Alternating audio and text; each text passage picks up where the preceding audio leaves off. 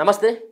ఇటీవల చూస్తూ ఉన్నాం, ముఖ్యంగా ఆదివాసులు అలాగే లంబాడీల మధ్యలో పంచాయతీ నడుస్తూ ఉంది. ముఖ్యంగా ఎస్టీ జాబితా నుండి లంబాడీలను తొలగించాలంటూ కోయ అలాగే గోండు సంబంధించినటువంటి వర్గాల నుంచి ప్రధానమైనటువంటి వాదన. సో గతంలో 2017లో సైతం ఈ వాదనే బలంగా వినబడ్డది. పెద్ద ఎత్తున కూడా ఒక ఉద్రిక్తమైనటువంటి పరిస్థితులు ఆ రోజులో జరిగాయి. సో ఇప్పుడు కూడా అదే తీరుగా ముఖ్యంగా వాళ్ళని ఎస్టీ జాబితా నుండి లంబాడీలని సుగాలీలను తొలగించేంత వరకు కూడా మా పోరాటం ఆగదు అంటూ కొంతమంది ఇప్పటికే సుప్రీంకోర్టులో కేసు వేయడం జరిగింది. దాంట్లో ప్రజాప్రతినిధులు మాజీలు వాళ్ళు సోయం బాబురావు కానీ తెల్లం వెంకట్రావు, సో వీళ్ళు కేసు వేయడం జరిగింది. వాళ్ళను ఖచ్చితంగా తొలగించాల్సిందే అంటూ వాళ్ళు డిమాండ్ చేస్తూ ఉన్నారు. అసలు లంబాడీలను తొలగించాల్సినటువంటి అవసరం ఏముంది? అసలు నిజంగా లంబాడీలు ఎస్టీలు కాదా? గతంలో ఉన్నటువంటి సంఖ్యకి అంటే దరిదాపుగా 1971లో ఉన్నటువంటి జనాభా అలాగే 1981కి వచ్చిన తర్వాత ఏ విధంగా పెరిగింది? దీనిపైనే ప్రధానంగా కోయ గోండుకు సంబంధించినటువంటి వర్గాల నుంచి ఈ సంబంధించినటువంటి అంశాన్ని సాకుగా చూపెడుతూ సుప్రీంకోర్టు వాళ్ళు కేసు వేయడం జరిగింది. సో వీటన్నిటి పట్ల మాట్లాడేటువంటి ప్రయత్నం చేద్దాం. మనతో పాటు సేవాలాల సేన వ్యవస్థాపక అధ్యక్షులైనటువంటి సంజీవ్ నాయక్ గారు ఉన్నారు. ఒకసారి మాట్లాడదాం. నమస్తే. నమస్కారం అన్న. సో మనం మొన్న కూడా మాట్లాడినాం, నిన్న కూడా లైవ్లో మాట్లాడడం జరిగింది. ఏంటి ఒక పక్కన ఆదివాసీలు డిమాండ్ చేస్తున్నటువంటి అంశం, లంబాడీలు ఉండకూడదు ఎస్టీలో, వాళ్ళని తొలగించాలంటూ ఆదివాసీలు డిమాండ్ చేస్తూ ఉన్నారు. సో దీనిపై మీ అభిప్రాయం ఏంటి? అది శాస్త్రీయమైనటువంటి వాదన కాదు, అశాస్త్రీయమైనటువంటి డిమాండ్. లంబాడీలు ఎస్టీలు కారు అని చెప్పడానికి మాకు రాజ్యాంగం ఇచ్చినటువంటి రైట్స్ ఉన్నాయి. అవి ఒకసారి చూసుకుంటే సరిపోతుంది. కావాలంటే మేము కూడా చూపిస్తాం, మీ ద్వారా వాళ్ళకు కూడా చూపించండి. మేము లంబాడీలం ఎస్టీలమో కాదా మీకు కూడా అర్థమవుతుంది. వాళ్ళు చెప్తున్న వాదనలో ఒక అశాస్త్రీయమైనటువంటి డిమాండే కాబట్టి అది తీరని డిమాండు, భవిష్యత్తులో కూడా జరగని డిమాండు. ఇది అంతర్గతంగా కుమ్ములాటలకు దారితీస్తుంది. రోజు కొట్లాటకు ప్రయాణం జరుగుతుంది తప్ప ఐక్యతగా ఉండాల్సినటువంటి తెగలు, ఐక్యతగా ఉన్న తెగలు వాళ్ళ మధ్యన పంచాయతీకి ఇది ఒక అగ్గిలాగా రాజుకుంటారు తప్ప ఇంకోటి కాదని మాత్రం నేను స్పష్టం. ఆదివాసీలని లంబాడీలను వేరుగా చూడాల్సిందే. ఆదివాసీలను లంబాడీలను మీరు దయచేసి ఎక్కడ కూడా వేరు చేయడానికి ఛాన్సే లేదు. లంబాడీలు ఆదివాసులే. ఆదివాసులు అంటే ఉన్న తెగలందరూ కలిపి ఆదివాసులు. సో కేవలం కోయ గోండు అని మాత్రమే అనాలి. మీరు లంబాడీ అని ఇటు మాట్లాడండి అంటే అందరినీ కలిపి ఆదివాసులు అని చెప్పాలి తప్ప లంబాడీలను వేరు చేసి ఆదివాసులను సపరేట్గా లంబాడీలను సపరేట్గా ఇక్కడనే ఒక వ్యత్యాసాన్ని మనం మాట్లాడడంలో చెప్తే వాళ్ళు ఒప్పుకోవట్లేదు. కోయ గోండులు ఒప్పుకోవట్లేదు వాళ్ళని ఆదివాసులు అనకూడదు అంటే ఎవరో కాదు అన్నట్టు ఎవరో ఒప్పుకోవడానికి భారత ప్రజాస్వామ్యం ఉండదు. ఆదివాసులు ఆదివాసులే, అందులో గిరిజన తెగలకు సంబంధించిన వాళ్ళందరూ ఆదివాసులే. వాళ్ళు అనుకున్న ఏ లైన్లోనూ మేము ఆదివాసులమే. వాళ్ళు ఎప్పటి నుంచి ఎస్టీలో ఉన్నారో మేము అప్పటి నుంచి ఎస్టీలో ఉన్నాం కాబట్టి ఇద్దరం ఒకేసారి ఉన్నప్పుడు ఆదివాసులమే కదా లెక్కకు వస్తే. ఏ లెక్కన వాళ్ళ అడవుల్లో ఉన్నారు, మేము అడవులో ఉన్నాం. వాళ్ళ భాష వేరు, మా భాష వేరు. వాళ్ళ సంస్కృతి మా సంస్కృతి డిఫరెంటే. మా వివాహ సాంప్రదాయాలు వేరు, వేరే కులాల వివాహ సాంప్రదాయాలు వేరు.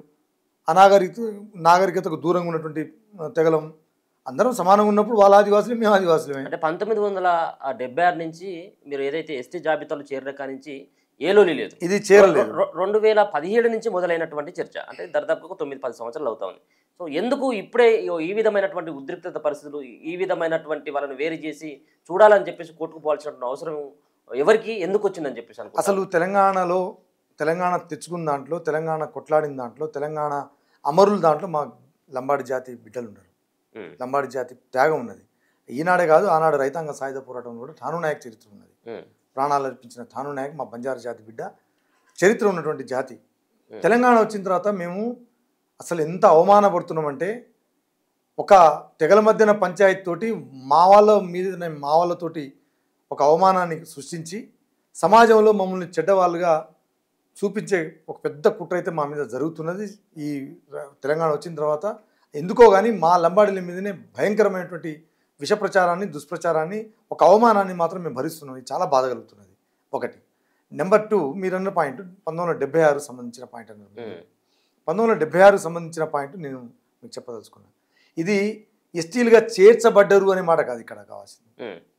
ఎస్టీలం 1976లోనే ఎస్టీలం కాదు, మేము లంబాడీలం. 1931, 1941 జనాభా లెక్కలు నిజాం రాష్ట్రంలో ఉన్నప్పుడే జరిగినాయి. మరి ఎందుకు మరి 1976లో అదే చెప్తున్నా భారతదేశము బ్రిటిష్ ప్రభుత్వం కింద ఉన్నటువంటి భారతదేశం మనకందరికి తెలుసు. నిజాం రాష్ట్రం ప్రత్యేకంగా ఉన్నది. నిజాం రాష్ట్రం వేరు, భారతదేశం అప్పుడున్నటువంటి బ్రిటిషర్స్ కింద ఉన్న భారతదేశం వేరు. ఆంధ్ర రాష్ట్రం కూడా మద్రాసు కింద ఉన్నటువంటి పరిస్థితి. ఆంధ్ర ప్రాంతం కూడా ఆంధ్ర ప్రాంతం మద్రాసు కింద భారతదేశం కింద ఉన్నటువంటి పరిస్థితి. నిజాం కింద ఈ హైదరాబాద్ రాష్ట్రం ఉన్నటువంటి పరిస్థితి. ఇది గమనించాలి. మీరు చాలా కన్ఫ్యూజ్ అవుతున్నారు అందరూ. ఇది రెండు క్లబ్ చేసి తెలియని ఒక చరిత్రను చూపించే ప్రయత్నం చేస్తున్నారు. ఇది బాధ కలుగుతున్నది. మేము నిజాం రాష్ట్రం హైదరాబాద్ రాష్ట్రం కింద మేము లంబాడీలో 1931 1941 నిజాం రాజు జనాభా లెక్కలు ట్రైబల్కి సంబంధించిన జనాభా లెక్కలు జరుగుతాయి. ఇదే ఆధారం. Tribal population of Hyderabad and a short sketch of the principal tribal అని జనాభా లెక్కలు జరుగుతాయి. ఈ జనాభా లెక్కల్లో చాలా క్లియర్గా మీకు 13 తెగలకు సంబంధించిన ఈ తెగలు గిరిజన తెగల కింద ఆనాడే 1931లోనే నిజాం రాజు ఆ ప్రభుత్వము హైదరాబాద్ రాష్ట్రం కింద ఉన్న 13 తెగలకు సంబంధించిన జనాభా లెక్కలు ట్రైబల్ పాపులేషన్ కింద తీసుకున్నది. ఇది 31లో మేము 3,04,466 జనాభా ఉన్నది 1931లో.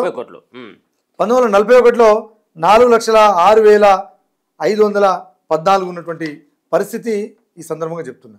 ఇది నేను ఇచ్చింది కాదు.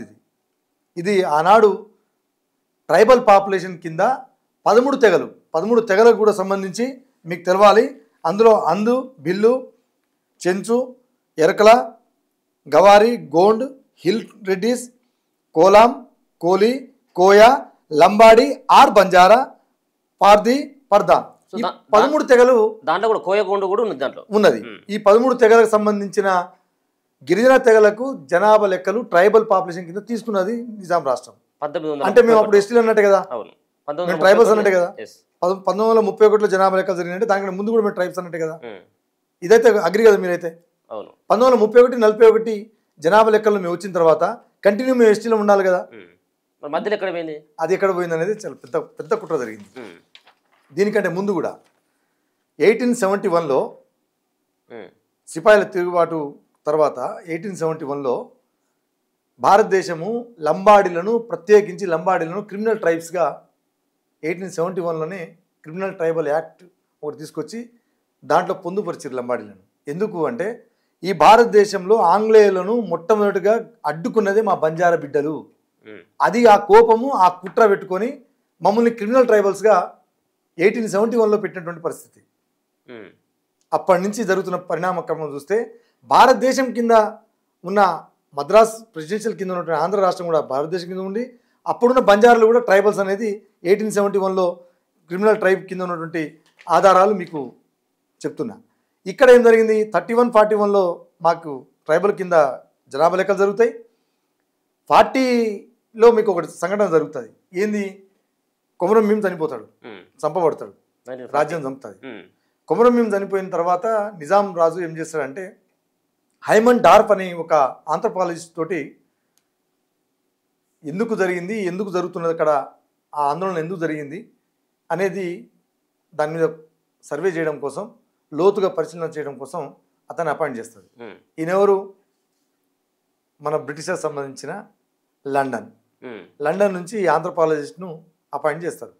అపాయింట్ చేసినప్పుడు ఆయన ఏం చేస్తాడంటే మొదట నేను చెప్పినట్టు భారతదేశంలో బ్రిటిషర్స్ను మొట్టమొదటిగా అడ్డుకున్నది, కొట్లాడింది, ముందు గమనించి మేము చెప్పిన విషయం ఏదైతుందో అది దృష్టిలో పెట్టుకొని ఈ 13 తెగలకు సంబంధించింది 1941 వరకు జరిగితే తర్వాత జరిగిన ఈ హైమన్ డార్ఫ్ ఆంథ్రోపాలజిస్ట్ చేసినటువంటి సర్వే జోడేఘాట్ దగ్గర ఆ ప్రాంతంలో మా లంబాడీలు చాలా తక్కువ ఉంటారు, కాబట్టి ల్యాండ్స్ ఉంటాయి అక్కడ, కొంత దొరల ల్యాండ్స్ కూడా ఉన్నటువంటి పరిస్థితి. దొరల ల్యాండ్స్ పేరు మీద సాకుతోటి 43 44లో ఇచ్చినటువంటి నివేదికలో లంబాడీ పదాన్ని తొలగించి పడేసిండు. దొరల ల్యాండ్స్ ఉన్నాయి, లంబాడీ ల్యాండ్స్ ఉన్నాయి. లంబాడీలు బ్రిటిషర్స్కి వ్యతిరేకంగా మొట్టమొదటిగా అడ్డుకున్నది లంబాడీస్ అని చరిత్ర తెలుసు. అడ్డుకున్నారన్నటువంటి ఉద్దేశంతో అతను ఏం చేసినాడు, మా పేరును ఆ గిరిజన జాబితా నుంచి సబ్మిషన్ చేసే కాడ తొలగించి. దాని తర్వాత ఏం జరుగుతుంది, 47లో స్వాతంత్ర ఉద్యమం జరుగుతుంది. 48లో మిలిటరీ పాలన నిజాం హైదరాబాద్ రాష్ట్రంలో కొనసాగుతుంది. 47లో మనకు 47 వరకు స్వాతంత్ర ఉద్యమం తర్వాత భారత రాజ్యాంగ రచనలు జరగడానికి ఒక కమిటీ ఉంటుంది, దానికి ఒక ఫార్మేషన్ జరుగుతుంది. 48లో మిలిటరీ జరుగుతుంది, ఇది అందరికి తెలిసి. ఈ ఈ పేపర్ ఏదైతే ఈ హైమన్ డార్ఫ్ ఇచ్చినటువంటి పేపర్ ఉందో అది అట్లా ఉండిపోయింది. ఓకే. కానీ మా పేరు లేదు అందులో, మా తెగ సంబంధించిన పేరు ట్రైబల్ లేకుండా మిస్ చేసిండు. ఓకే. చేసిన తర్వాత ఏం జరిగింది అక్కడ, ఈ స్వాతంత్ర ఉద్యమం, భారత రాజ్యాంగం రాయడానికి మిలిటరీ ఇవన్నీ పోను 1950 జనవరి 26 నుంచి రాజ్యాంగం అమలు జరుగుతుంది. 52లో ఈ 50లో ట్రైబల్ పాపులేషను ఈ దేశంలో ట్రైబల్ పాపులేషన్ సంబంధించిన మొత్తం లిస్ట్ అవుట్ చేయాలనుకున్నప్పుడు ఈ నిజాం సపరేట్ కదా, భారతదేశానికి నిజాం హైదరాబాద్ రాష్ట్రం సపరేట్ కదా. అప్పుడు ఈ హైదరాబాద్ స్టేట్లో ఉన్నటువంటి కాగితాలు మొత్తం చూస్తున్న క్రమంలో ఈ హైమన్ డార్ఫ్ ఇచ్చినటువంటి ఆంథ్రోపాలజిస్ట్ ఇచ్చినటువంటి పేపర్ ఒకటి కనబడుతుంది. ఈ ట్రైబల్సే ఈ తెగలే ట్రైబల్స్ అనుకొని అదే ఫైనల్ చేస్తారు. మాకు చదువు లేదు, మాకు లిపి లేదు, మాకు సంబంధించిన మా పాటలు, మా మాటలు, మా భాషలనే జరిగే అవకాశం ఆ రోజుల్లో పర్సుయేషన్ లేదు. అసలు మేము ట్రైబల్స్ మాకు సంక్షేమం కోసం నిజాం రాజు స్కూళ్ళు నెలకొల్పినాడు. ఈ స్కూళ్ళు నెలకొల్పిన ఇవి ఎవిడెన్స్ ఆ రోజుల్లో. ఓకే. మాకు 40 పాఠశాలలు, ట్రైనింగ్ పాఠశాలలు, బంజారాలకు సంబంధించిన పాఠశాలలు ఏర్పాటు చేసిండు ట్రైబల్ సంక్షేమం కోసం.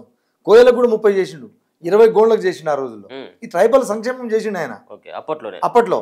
ఏది బాలాజీ దాస్ అని ఒక బుర్రకథ, మా దాంట్లో బుర్రకథలు మా భాషలో చెప్పుకుంటా మొత్తం తండాలు తిరుగుతున్నాం.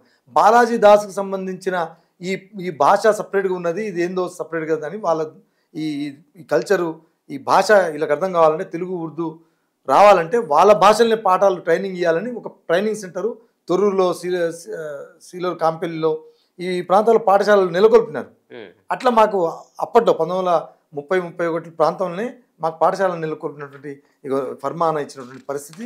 ఇంకా మీకు ఈ ఎవిడెన్స్ ఇవన్నీ జరిగిన తర్వాత ఈ ఆంథ్రోపాలజిస్ట్ వచ్చి చేసినటువంటి మోసానికి మమ్మల్ని మిస్ చేస్తే మాకు ఎవరికి తెలియక వదిలిపెడితే అప్పుడప్పుడే ఫస్ట్ జనరేషన్లో 1970 నుంచి చదువుకున్న మొదటి జనరేషన్ సంబంధించిన వాళ్ళు మా పెద్దలు ఎస్టీలు అప్పటికే 1956లో 53లో ఉమ్మడి తెలంగాణ ఆంధ్రప్రదేశ్ కలిసిపోయినప్పుడు అక్కడ 1950 నుంచి లంబాడి, సుగాలీలు ఎస్టీలు అక్కడ ఆంధ్రప్రదేశ్లో. మద్రాసు నుంచి విడిపోయిన ఆంధ్ర రాష్ట్రంలో లంబాడీలు, సుగాలీలు ఎస్టీలు 1950 ముందు. 50లో 53 తర్వాత మనం ఆంధ్ర తెలంగాణ కలిసిన తర్వాత అక్కడ ఎస్టీలుగా చలామణి అవుతున్న లంబాడీ, సుగాలీలు ఎస్టీలు అవుతున్నారు. ఇక్కడికి వచ్చేసరికి మాత్రం మా పేరుని మిస్ చేసారు కదా కుట్రపూరితంగా. ఈ మిస్ చేసినటువంటి విషయాన్ని మేము కనిపెట్టలేదు, మమ్మల్ని పర్సుయేషన్ లేదు, మాకు చదువు కూడా రాదు, మీకు తెలుసు అది ఇప్పుడు ఫస్ట్ జనరేషన్. అట్లా మా వాళ్ళు చదువుకొని ఇది ఎస్టీఏ కదా అని అక్కడ ఇక్కడ అందరం మేము అన్నదమ్ములే చుట్టాల పక్కలు ఉంటారు కదా, అక్కడ ఎస్టీ అవుతుంది, మాకు ఇక్కడ ఎస్టీ కావట్లేదు, ఎందుకు కావట్లేదు అని చెప్పేసి ఒక పెద్ద పోరాటం జరిగితే అప్పుడు దేంట్లో ఉన్నారు మరి మీరు? అప్పుడు మమ్మల్ని 1952లో డిఎన్టీలో వెళ్తారు. ఇప్పుడు మేము ఎస్టీలో రాలేదంటే మేము సంచార జాతుల మైగ్రేట్స్ ఉన్నటువంటి పరిస్థితులు, మేము మా ఇక్కడ స్థిరంగా ఉండే పరిస్థితి కాదు, పశువులను మేము వ్యవసాయం చేసుకుంటా తిరుగుతున్నటువంటి పరిస్థితుల్లో 52లో మేము డిఎన్టీగా బీసీ కింద మమ్మల్ని దోచేసారు, బలవంతంగా తోసేసారు. సరే 76కు ఇది ఎట్ట దాంట్లో వచ్చిందనేది చెప్పాలి మీకు. 76కి ఎట్లా వచ్చింది?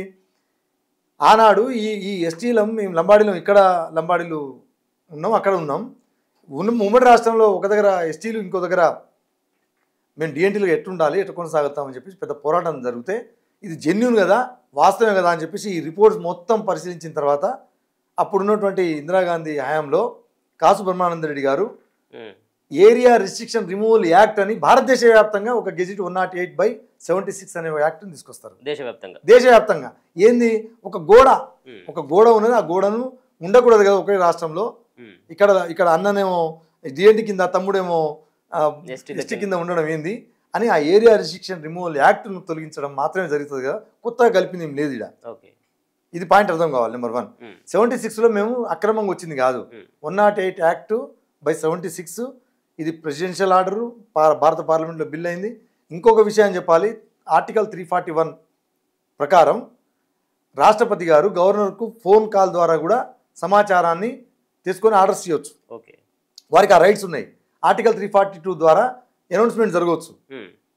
అది రాష్ట్రపతికి ఉన్నటువంటి హక్కులు అవి, నేను చెప్తున్నది కాదు, భారత రాజ్యాంగం ఇచ్చినటువంటి హక్కులు. అట్లా చేయడం తప్ప, మేము అట్లా వచ్చినాం తప్ప అక్రమంగా వచ్చినట్టు ఎక్కడ మీకు ఉందా? ఇది 108 సంబంధించిన మీకు ఇది 1956లో ఉమ్మడి రాష్ట్రంలో లంబాడీలు, సుగాలీలు మేము అక్కడ లంబాడీలో ఎస్టీలో ఉన్నాం, ఇక్కడ మాత్రం మాకు మిస్ అయింది. ఇది 1956 గెజిట్. ఇది మాకు 76లో ఏరియా రిస్ట్రిక్షన్ రిమూవల్ యాక్ట్లో 108/76 దీనికి సంబంధించిన ఇక మా నెంబరు 29 సుగాలి లంబాడీస్ ఓకే తెలంగాణ ప్రాంతానికి కానీ ఈ ఏరియా రిస్ట్రిక్షన్ రిమూవల్ యాక్ట్లో మేము ఎస్టీలుగా వాళ్ళని నమోదు చేసుకోవాల్సింది అనేది వచ్చినటువంటి యాక్ట్. ఇక ఇన్ని ఆధారాలను మేము మా ముందు ఉంచుకొని మేము అవమానపడాల్సినటువంటి అవసరం ఉన్నది. సో అప్పుడు లేనటువంటి అభ్యంతరాలు సో మీరు ఇంకో మాట కూడా 1976లో మీరు చేరిన ఇంకో మాట కూడా చెప్తున్నారు మీరు. ఇంకో మాట కూడా అడిగినారు స్టార్టింగ్లోనే. ఏమన్నారంటే ఇది 71 జనాభా లెక్కల్లో మీరు 71 అండ్ 81లో 81లో తేడా కనబడతా ఉంది. 1,32,464 లంబాడి జనాభా 71 జనాభా లెక్కల్లో ఉంటే 81లో 11,58,342 ఎట్లయితారు? ఒకేసారి 10 సంవత్సరాల కాలంలో 10 లక్షల మంది ఎట్లా పెరుగుతారు లంబాడీలు?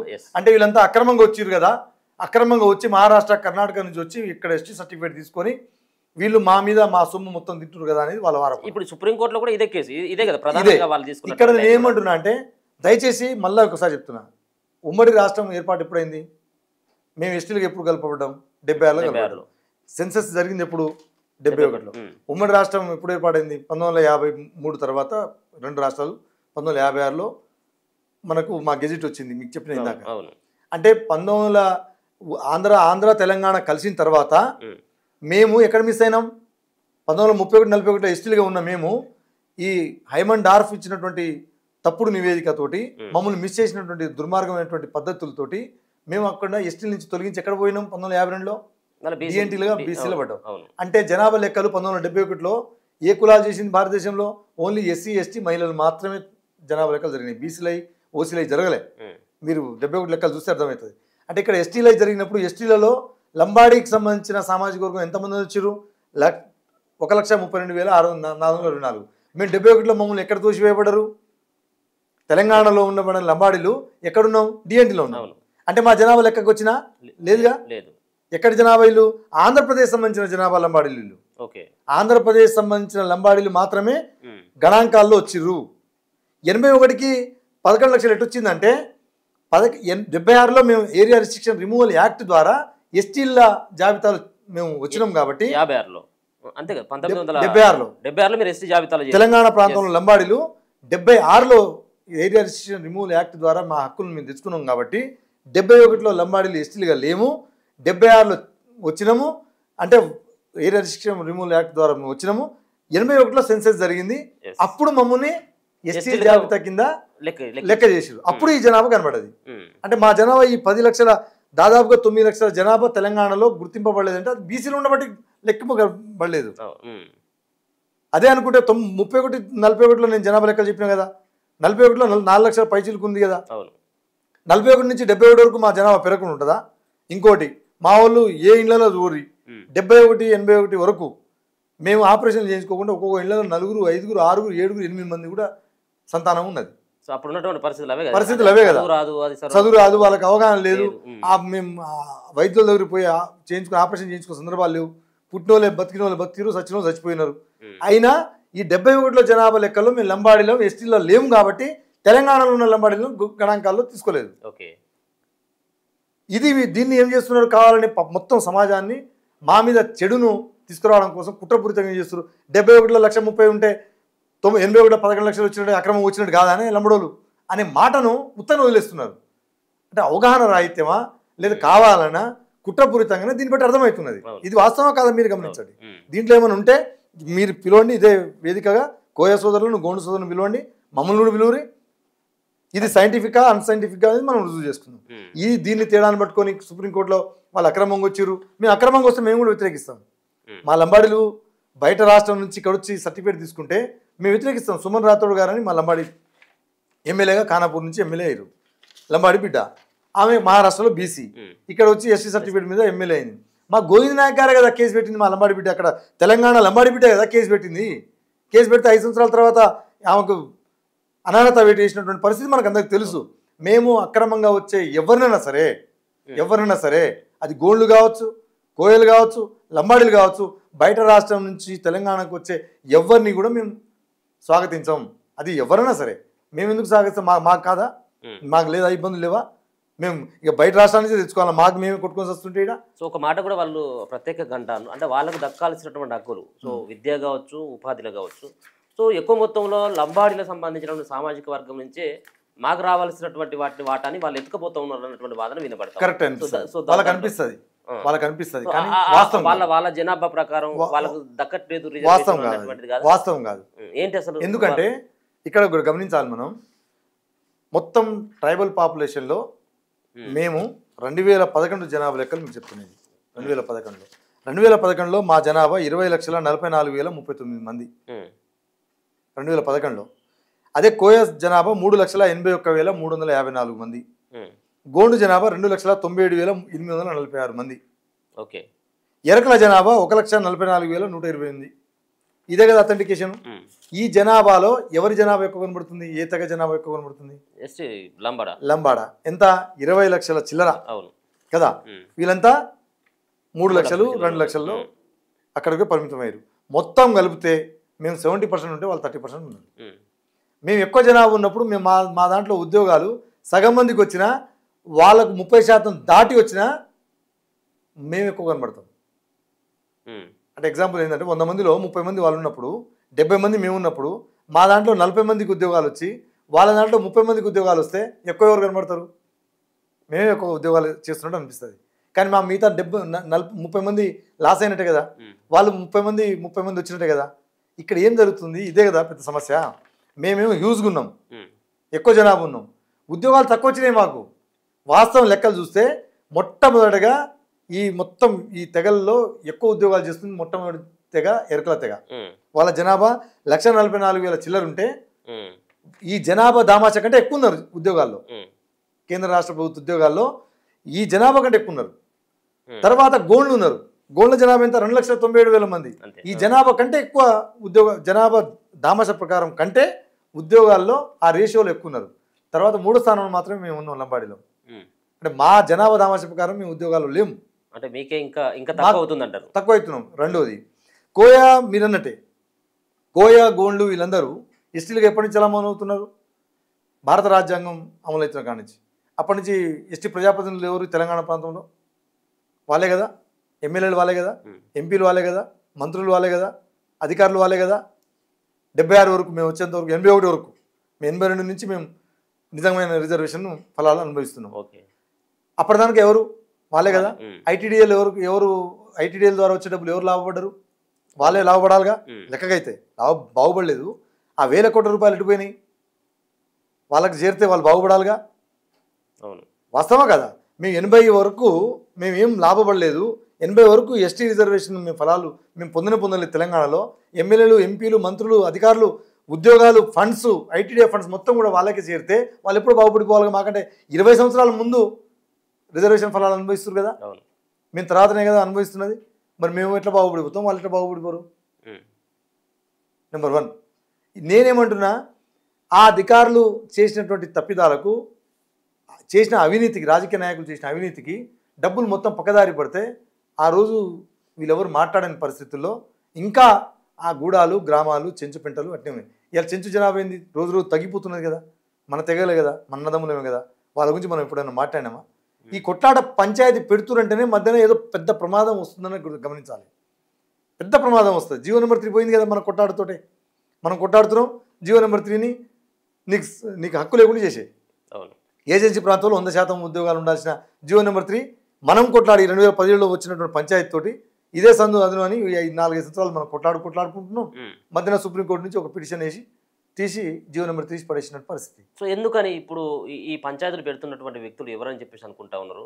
సో ఎందుకు పెట్టాల్సిన అవసరం వాళ్ళకి ఎందుకు ఉంది? ఇక్కడ వెరీ క్లియర్గా చెప్తున్నా నేను. మా నాయకులు కూడా, మా ఆదివాసీ నాయకులు కూడా, అంటే మా లంబాడి నాయకులు కావచ్చు, మా కోయ నాయకులు కావచ్చు, మా గోండు నాయకులు కావచ్చు, మోసం చేస్తున్నారు మా ప్రజలను, అన్యాయం చేస్తున్నారు. వాళ్ళ స్వార్థం కోసం ఎవడో డబ్బులు ఇచ్చి, ఎవడో ఎన్నుకుండి రాజకీయ అవసరాల కోసం నడిపిస్తున్నటువంటి ఆ నాయకుని చేతిలో వీళ్ళు పావులై మమ్మల్ని అందరినీ రోడ్ల మీద ఇచ్చి అనవసరమైనటువంటి కొట్లాటకు దారి తీపిస్తున్నారు అనేది మేము బలంగా చెప్పగలుగుతాం. ఆనాడు చెప్తున్నా, ఈనాడు చెప్తున్నా. సో దాంట్లో వాళ్ళకు వచ్చేటువంటి ఉపయోగం ఏంటి? చెప్తుంది కదా, ఏజెన్సీ ప్రాంతంలో నేను ఒక మాట చెప్తా. ఆపరేషన్ కగారు ఎక్కడ జరిగిందండి? దాని మీద ఎందుకు మాట్లాడరు? ఏం జరుగుతుంది? మొత్తం ఆదివాసులు నక్సలైట్ల ఏరివేత పేరు మీద ఆదివాసుల ప్రాణాలు తీసుకోలేదా? ఇవాళ బాక్సైట్ తవ్వకాలు ఎక్కడ జరుగుతున్నాయి? ఖనిజ సంపద ఎక్కడ ఉన్నది? మొత్తం వనరులు ఎక్కడున్నది? అడవి సంపద ఎక్కడున్నది? మొత్తం మేమున్న ప్రాంతంలో ఉంది కదా. దాని మీద మొత్తం సంపద మొత్తం మా కింద ఉన్నప్పుడు మమ్మల్ని పంచాయతీ పెట్టి రోడ్ల మీద అటు ఇటు మేమేం కొట్టుకొని పరిస్థితి వస్తేనే కదా వాడు ఎంజాయ్ చేసేది. తన కార్పొరేట్ ఆలోచన విధానాన్ని అమలు చేసుకోవాలనుకుంటే మా మధ్యన పంచాయతీ పెట్టుకోవాల్సిందే కదా. ఇది వీళ్ళు పంచాయతీ పెడుతున్న వాళ్ళు నిజంగా రాజకీయ నాయకులు గారు, వీళ్ళు వ్యాపారవేత్తలు, వ్యాపారంతో ముడిపడి ఉన్నటువంటి రాజకీయ నాయకులు. ఆనాడు 17లో ఏదో ఒక సామెత ఉందిగా, పాకిస్తాన్ ప్రధానమంత్రి ఎవరంటే అప్పుడు భుట్టో ఇప్పుడు ముషరఫ్ అన్నట్టు, ఆనాడేమో ప్రేమ్ సింగ్ ఎమ్మెల్యే వాళ్ళ ఫ్యామిలీ సపోర్ట్ చేసింది ఫైనాన్షియల్గా. ఇప్పుడేమో భద్రాచలం ఎమ్మెల్యే అయినటువంటి తెల్లం వెంకటరావుకు సంబంధించిన వాళ్ళు పొంగులేటి శ్రీనివాసరెడ్డి, రేవంత్ రెడ్డి గారు సపోర్ట్ చేస్తున్నారని బహిరంగంగా మీ పార్టీ సంబంధించిన అందరూ బహిరంగంగా మాట్లాడుతున్నటువంటి పరిస్థితి మనం వింటూనే ఉన్నాం. అది కాకపోతే వాళ్ళు కట్టడి చేయాలి కదా, కూర్చోబెట్టు, నువ్వు ఇద్దరిని కూర్చోబెట్టాలి కదా. నువ్వు ఒక గుంపును ఒకసారి, ఇంకో గుంపును ఒకసారి కూర్చోబెట్టి బ్లాక్మెయిల్ చేసి లంబాడీలో మీరు ఎక్కువ చేసుకుంటే ఆగమవుతారు, మీరు నష్టపోతా అంటే మీ ఇష్టం. ఏం నష్టపోతాం? ఎందుకు నష్టపోతాం? మేము భారత రాజ్యాంగం మాకు ఇచ్చిందనే అంశాన్ని నువ్వు గుర్తించటట్టుగా మొన్న సీఎం గారు ఎమ్మెల్యేలను కూర్చోబెట్టి, ఎంపీలను కూర్చోబెట్టి, కాంగ్రెస్ పార్టీ ఎంపీ ఎమ్మెల్యేలను, మా లంబాడి ఎంపీ ఎమ్మెల్యేలను కూర్చోబెట్టించి మీరు చేసుకుంటాను చేసుకోరి, మీరే ఆగమవుతారు. ఏం ఆగం కావడానికి ఏముంది? కేసులు ఏమి పెట్టిస్తావు? ముఖ్యమంత్రి గారు చెప్పిన మాట వీళ్ళకు, వీళ్ళు బతిరాడి వాళ్ళ ముందు ఆ సామాజిక వర్గానికి సంబంధించిన ఎమ్మెల్యేలు, ఎంపీలు కలిస్తే, మంత్రులు కలిస్తే, మేము బయట మా జాతి ప్రజలందరూ మీరేం చేస్తున్నారని గట్టిగా ప్రశ్నిస్తుంటే మేము అయ్యా కలుస్తాం అని ఒకరోజు ఇట్నే కూర్చొని మాట్లాడితే మాట్లాడిన మాటలు ఏంది? భరోసా ఇచ్చే మాటలు మాట్లాడాలి కదా. నిజంగా సీఎం భరోసా ఇచ్చి ఉంటే వీళ్ళు బయటకు వచ్చి భరోసా ఇవ్వాలిగా. మేము వెళ్ళలేదు. ఎమ్మెల్యేలు, ఎంపీలను పిలిపించారట, కొంతమంది ఓయూ నుంచి నాయకులను పిలిపించారట, వాళ్ళని కూడా కలవలేదు. ఎందుకు కలవలేదంటే అక్కడ జరిగేది ఏంది? బయట వాళ్ళని పిలిపించి ఈయన ఇట్లాంటి మాటలు మాట్లాడితే మేము ఊకోం కదా. ఇప్పుడు ముఖ్యమంత్రి గారు సైతం కూడా అటే ఉన్నారా? కోయ గోండు జాతి సంబంధించి నేను అదే తేల్చమంటున్నా, వాళ్ళ వైపే మాట్లాడతాను. నేను అదే తేల్చమంటున్నా. కాంగ్రెస్ పార్టీ యొక్క మద్దతు ఉందా లేదా? నిజంగా భారత రాజ్యాంగం మీద మీకు గౌరవం ఉంటే తెల్ల వెంకటరావు అనేట ఆయన కాంగ్రెస్ పార్టీ సంబంధించిన క్యాండిడేటా కాదా ఇప్పుడు ప్రజెంట్? నేను అనుకుంటున్నా ఏంటంటే ఆయన నిజం మాట్లాడితే వాస్తవాలు బయటకు వస్తాయి. కాంగ్రెస్ పార్టీని ఒప్పుకుంటాడా రేవంత్ రెడ్డి? వాళ్ళ ఎమ్మెల్యేతో ఏం మాట్లాడించాడు? తెల్ల వెంకటరావు ఇంకా టీఆర్ఎస్లో ఉన్నాడు, మా పార్టీ కాదు, లంబాడీలు ఆగం కాగరని ఆ డాక్టర్ రామచంద్ర నాయకుడు మాట్లాడిస్తాడు. మరి తెల్ల వెంకటరావు కాంగ్రెస్ పార్టీ కాదు అని ఒక మాట చెప్పగలుగుతాడా? చెప్తే అనర్హత వేటు వేయాలి కదా. అంటే నువ్వు రాజ్యాంగాన్ని నువ్వు గౌరవించట్లేదు, దీన్ని బట్టి అర్థమవుతుంది నాకు. అంటే మమ్మల్ని పిచ్చోళ్ళు చేయడానికి, నీ అవసరానికి నువ్వు ఎమ్మెల్యేని కూడా నీ పార్టీ కాదని టెక్నికల్గా వచ్చేటప్పుడు నీ పార్టీ కాదంటావు, కలుపుకునే కాడనేమో నీ పార్టీ అని కలుపుకుంటావు. నువ్వు కాదని చెప్తావా, అవునని చెప్తావా? కాంగ్రెస్ పార్టీ సంబంధించిన వ్యక్తి అని చెప్తావా, చెప్పవా? నీ మద్దతు ఉందా లేదా? మద్దతు లేదు అంటే కూర్చోబెట్టి పరిష్కారం చెయ్యి, ఉందంటే బహిరంగంగా చెప్పేసి నా మద్దతు వాళ్ళకు ఉందని, మేము కూడా మా చేతనని మేము చేసుకుంటాం. ఈ అంతా హైకోర్టులో కేసు వీక్ అయింది, కొట్టేసిరు. ఇది జోక్యం చేసుకోవడానికి ఛాన్స్ లేదు. ఒక్కసారి కాదు, 76లో ఏరియా రిస్ట్రిక్షన్ రిమూవల్ యాక్ట్ ద్వారా వచ్చింది. 2003లో లంబాడి సుగాలి పదంతో పాటు బంజారా పదం కూడా చేర్చాలని ఇంకో అమెండ్మెంట్ జరిగింది, యాక్ట్ నెంబర్ 10. 2014 రీఆర్గనైజేషన్ యాక్ట్లో కూడా మా గిరిజన తెగలకు సంబంధించిన దాంట్లో లంబాడి సుగాలి బంజారా విభజన చట్టంలో ఆ బిల్లు ప్రవేశపెడుతున్నాయి కదా మేమైంది. 3 సార్లు అమెండ్మెంట్ జరిగితే ఇంకా దీనికి లంబాడీలను ఒక ఏదో అంటే వాళ్ళ ఉద్దేశం ఏంది? మేము భయభ్రాంతులకు గురై ఎప్పుడు వాళ్ళకి బానిసలాగా ఉంటూ వాళ్ళకు మేము మొక్కుంటా బ్లాక్మెయిల్ చేసుకుంటాం, వాళ్ళు ఉంటే మేము వాళ్ళ కింద ఉండాలి, అంతేనా వాళ్ళు కోరుకునేది? ఎందుకు వచ్చింది? మేమేమనుకుంటాం? రేవంత్ రెడ్డి గారు నిజంగా స్వయం బాబురావు కాంగ్రెస్ పార్టీ, తెల్ల వెంకటరావు గారు కాంగ్రెస్ పార్టీ, కూర్చోబెట్టి మాట్లాడొచ్చు కదా. లేదు, నువ్వు కూర్చోబెట్టకు, సుప్రీంకోర్టులో కేసు వేసిరు, నీ అధికారులతో చెప్పించవచ్చు కదా. లంబడోళ్ళు అక్రమం వచ్చిన సక్రమం వచ్చిన ఒక మాట, ప్రభుత్వ ప్రధాన కార్యదర్శి కస్టోడియన్ మా ట్రైబల్ సంబంధించిన అన్ని అంశాలకు నీ సిఎస్ తోటి ప్రెస్ మీట్ పెట్టించవచ్చు కదా. చెప్పాల్సిన అవసరం కూడా ఉంది కదా. ఇంత గొడవలు జరుగుతుంటే అంటే ఇప్పుడు సుప్రీంకోర్టు ఆల్రెడీ ఇలా విచారణ జరుగుతున్నట్టుంది దీనిపై. ఇవాళ సుప్రీంకోర్టులో కేసు నడుస్తా ఉన్నది. రెండోది, సుప్రీంకోర్టు మొన్న సైతం కూడా కేంద్ర రాష్ట్ర ప్రభుత్వాలకు సైతం కూడా రాష్ట్ర ప్రభుత్వాలు దీనిపైన తేల్చండి, దీనిపైన ఏందో మీ సంబంధించిన అభిప్రాయం చెప్పండి అని చెప్పేసి కూడా మొన్న సుప్రీంకోర్టు చెప్పింది. చెప్పినాక కూడా వీళ్ళు ఎందుకు చెప్పట్లేదు బయటికి? అంటే వీళ్ళు కొట్టుకొని సావాలనే కదా వీళ్ళ ఉద్దేశం. వద్దంటున్నాం మేము. మేము వద్దనుకుంటున్నాం. నిజంగా మీరు గమనించి తండాలు గూడాలు అంటే కోయగూడాలు కావచ్చు, గోండుగూడాలు కావచ్చు, తండాలు కావచ్చు, వీరు క్లియర్గా ఒక మాట మీద ఉంటారు. తండాల ఐక్యత ఉంటుంది, గూడాల ఐక్యత ఉంటుంది. ఈ ఐక్యతను విచ్ఛిన్నం చేయడానికి ఒక పెద్ద కుట్ర జరుగుతుంది. అసలు మేము ఎవరి మీద కొట్టాడాల్సినటువంటి పరిస్థితుల్లో ఎవరు కొట్టుకుంటున్నాం చూడండి. ఇంత హీనంగా అసలు ఎటువైపు పోతుంది సమాజం. భారతదేశ స్వతంత్రం వచ్చి మా జాతులు ఎవరి మీద పోరాటం చేయాలి, ఆ తుపాకీని పట్టుకోవాల్సింది పోయి మేము గల్లాలు పెట్టుకొని రోడ్డు మీద కొట్టుకునే పరిస్థితి ఇది అవుతుందా? ఇది ఇది ఇది నిజంగా లంబాడీలోని ఎస్టీ జాబితాని తొలగించే శక్తి సామర్థ్యాలు ఎవరికైనా ఉందా? సుప్రీంకోర్టు కన్నా ఉందా? రైట్స్ ఉన్నాయా? లేవు కదా, తెలుసు. కానీ రోజు ఎవరు కొట్టుకోవాలి? మేము కొట్టుకోవాల్సిన. ఇవి కొట్టుకుంటుంటే వీళ్ళు చూసుకుంటూ ఆనందపడాలన్నా వీళ్ళ ఉద్దేశం? కాదంటే చెప్పొచ్చు కదా, తెలిసి చెప్పొచ్చు కదా, అవునా కాదా? నీ ప్రభుత్వ ప్రధాన కార్యదర్శి ట్రైబల్ సెక్రటరీతో లంబాడీలు ఎస్టీలేనా కాదా తేల్చామని చెప్తున్నా నేను. నువ్వు తేల్చకుండా వీళ్ళతో ఒక గుంపు మీటింగు, వాళ్ళతో ఒక గుంపు మీటింగు, ఇద్దరు నీ పార్టీ వాళ్ళని మళ్ళీ ఇద్దరిని ఒకే దగ్గర కూర్చోబెట్టవచ్చు కదా. మమ్మల్ని పిలవకపోయినా నువ్వు పిలవాలని మేము కోరుకో, మాకు అవసరం కూడా లేదు. మా జాతులు రోడ్ల మీద పడి కొట్టుకోకుండా చూస్తే చాలు. అంతే. మా బాధ ఏంది? ఇప్పుడు ఈ టైంలో మేము కాన్సన్ట్రేషన్ చేయాల్సినటువంటి టైంలో చేయకుండా మీరు చేస్తున్నటువంటి ఒక కుట్రపూరితంగా లగచర్ల ఇష్యూ కానించి మా లంబాడీల మీద ద్వేషం పెరిగిందని నేను అంటున్నా. కాదని నువ్వు చెప్పు రేవంత్ రెడ్డి గారికి. పొంగులేటి శ్రీనివాసరెడ్డి గారు రేవంత్ రెడ్డి, భద్రాచలం ఎమ్మెల్యే పొంగులేటి శ్రీనివాసరెడ్డి గారు రైట్ హ్యాండ్ కుడి భుజం ఎడమ భుజం కాదా? ఆయన సొంత మనిషి కాదా? రేవంత్ రెడ్డి గారు శ్రీనివాసరెడ్డి గారు కలిసి చేస్తున్న డ్రామాలను మా జాతి ప్రజలందరూ ఇప్పుడు కనబడకపోవచ్చు, రైట్ టైంలో మా లంబాడీలు నోరిపుతారు. ఓకే, ఇప్పుడు ఏం చేయబోతా ఉన్నారు? ఒక పక్కన సుప్రీంకోర్టు కేసు, రెండో పక్కన సుప్రీంకోర్టు వాళ్ళ తరపున ఇప్పుడు మీరు అన్నటువంటి గోండు లంబాడ సంబంధించినటువంటి ఆ జాతుల పక్షాన్ని ముఖ్యమంత్రి రేవంత్ రెడ్డి మాట్లాడుతూ ఉన్నారని చెప్పేసి ఒక పక్కన మీరు చెప్తుంటే, సో ఏంటి కొన్ని చోట్ల కనబడతా ఉన్నది మీ లంబాడీలు రోడ్ల మీదకి వచ్చి నిరసనలు వ్యక్తం చేస్తూ ఉన్నటువంటి, ధర్నాలు చేస్తున్నటువంటి సందర్భం కనబడుతుంది. మేము ధర్నాలు కూడా చేయట్లేదు. మా బాధ ఏంటంటే అసలు ఇది అయ్యేది లేదు, వీకేది లేదు, మాకు తెలుసు. మేము ఒరిజినల్గా రాజ్యాంగం ఇచ్చిన హక్కుతోటే మేము లంబాడీలో ఎస్టీలో ఉన్నాం, దాంట్లో ఎటువంటి అనుమానం లేదు. ఈయన దయదాక్షిణాలు కూడా అవసరం లేదు మాకు. ఓకే, ఎవరి దయదాక్షిణాలు అవసరం లేదు, మాకు చట్టం ఉంది, రాజ్యాంగం ఉంది. మా వాళ్ళు ధర్నాలు చేయట్లేదు. ఇది ఆత్మగౌరవ సమస్య. మాకు ఎక్కడ తగులుతుందంటే అసలు ఈ జాతిలో పుట్టి ఒకసారి పడతారు, 2 సార్లు పడతారు. మా ఓపిక, మా సహనాన్ని మీరు పరీక్షించొద్దు అంటున్నా. 2017 నుంచి మా ఆస్తులు మాయే నష్టపోయినాం కదా, మా ప్రాణాలు కోల్పోయినాం కదా. అప్పుడు వచ్చినటువంటి ఇదే మూమెంట్లో మా ఆస్తి నష్టం జరిగింది, మా ప్రాణ నష్టం అయినా ఓపికతో ఎందుకున్నామంటే ఈ ఆదివాసి తెగలందరం అన్నదమ్ములమే. ఈ తెగలకు మనం పెద్దన్న పాత్ర పూజించి రక్షించాలి, మనమే రక్షకులము. శివలాల్ మహారాజ్ చెప్పిన మాటే మనం అమలు చేయాలి, మనం అందరికి రక్షకులుగా ఉండాలని చెప్పేసి చెప్పిన మాటను మనం అమలు చేయాలి. వాళ్ళు తక్కువ అవుతారు, మనం లేకపోతే మొత్తం గూడాలు మొత్తం ఖాళీ చేయించే పరిస్థితి వస్తుంది. ఇవాళ బెస్ట్ ఎగ్జాంపుల్ చెంచు పెంటలకు సంబంధించిన మొత్తం ఆ అడవిని మొత్తం ఖాళీ చేస్తున్నటువంటి పరిస్థితి. మనం ఈ జాతులకు రక్షణగా ఉండాల్సినటువంటి ఈ క్రమంలో మా రక్షణ వాళ్ళకు దూరం అయితే నష్టం జరుగుతుంది, ఈ జాతులు ఉనికిని కోల్పోతుంది, ఆదివాసులు అనే మాట ఊసెత్తకుండా పోయే పరిస్థితి వస్తుంది, మన కల్చర్ పోతుంది, మన సంస్కృతి పోతుంది, మనం మొత్తం దెబ్బతింటాం. దయచేసి ఇది అర్థం చేసుకోవాలి, గమనించాలి. ఇది పక్కన పెట్టి మనం కొట్లాడుకోవడం వల్ల వచ్చే ప్రయోజనం కూడా లేదనేది చాలా స్పష్టం. దీంట్లో వాళ్ళ దాంట్లో మనం పావులు కావద్దనేది నా రిక్వెస్ట్. వాళ్ళ మీద మాకు పంచాయతీ లేదు, మా ఆత్మగౌరవం ఇప్పటిదాకా పడుతున్నాం.